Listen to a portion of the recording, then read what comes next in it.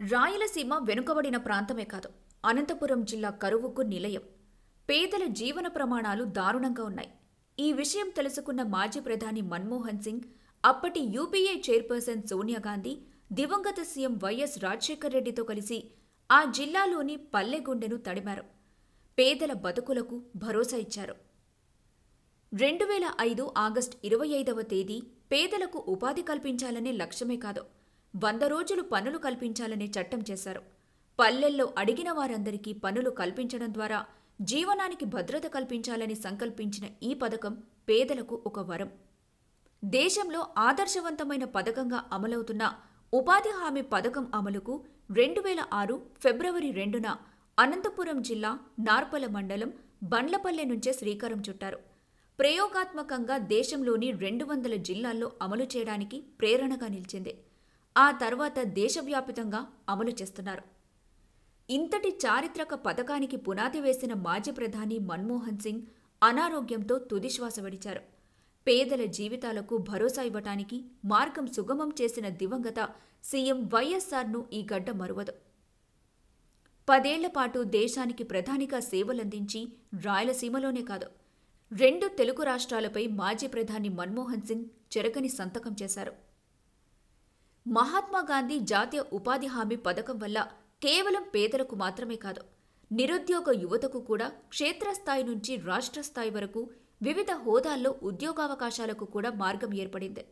నార్పల మండలంలో నీరు లేక పనులు లేని స్థితిలో ఎక్కువగా బెంగళూరుకు వలస వెళ్తున్నట్టు నివేదికలు స్పష్టం చేశాయి. ఈ పరిస్థితిని అధ్యయనం చేయడానికి మాజీ మంత్రి రఘువీరారెడ్డితో దివంగత సీఎం వైఎస్ రాజశేఖర్ రెడ్డి వివరాలు తెలుసుకున్నారు. యూపీఏ చైర్పర్సన్ సోనియా గాంధీకి సందేశం పంపించిన వైఎస్ఆర్ దేశంలో ఆనాటి ప్రధాని మన్మోహన్ సింగ్తో ఉపాధి హామీ పనులకు అనంతపురం జిల్లా నార్పల మండలం బండ్లపల్లెను ఎంపిక చేసిన విషయం తెలిసిందే.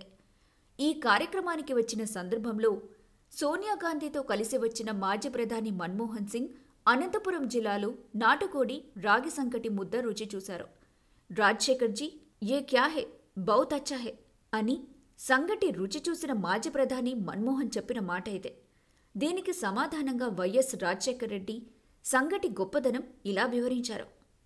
అవును సార్, మా రాయలసీమ రాగి సంకటి, సద్దులు, జొన్నల సంకటికి ప్రసిద్ధి. ఇది బలవర్ధక ఆహారం.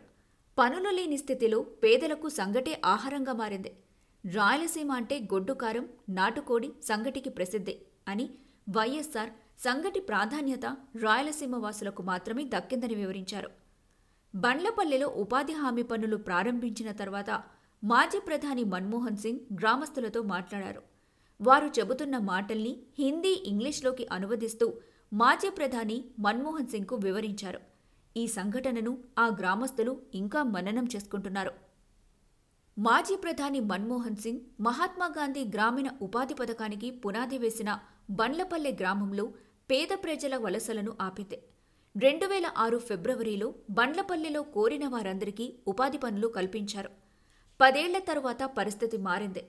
బండ్లపల్లెలో 2001 లెక్క ప్రకారం దాదాపు 550 కుటుంబాల్లో 2500 మంది వరకు ఉన్నట్టు తెలుస్తోంది. ఆనాటి కరువు పరిస్థితుల నేపథ్యంలో వందల మంది బెంగళూరు, కేరళ, హైదరాబాద్ వంటి నగరాలకు వలసలు వెళ్లారు. ఉపాధి పనుల ప్రారంభం తరువాత కొంచెం కొంచెం మార్పు రావడం గమనించారు.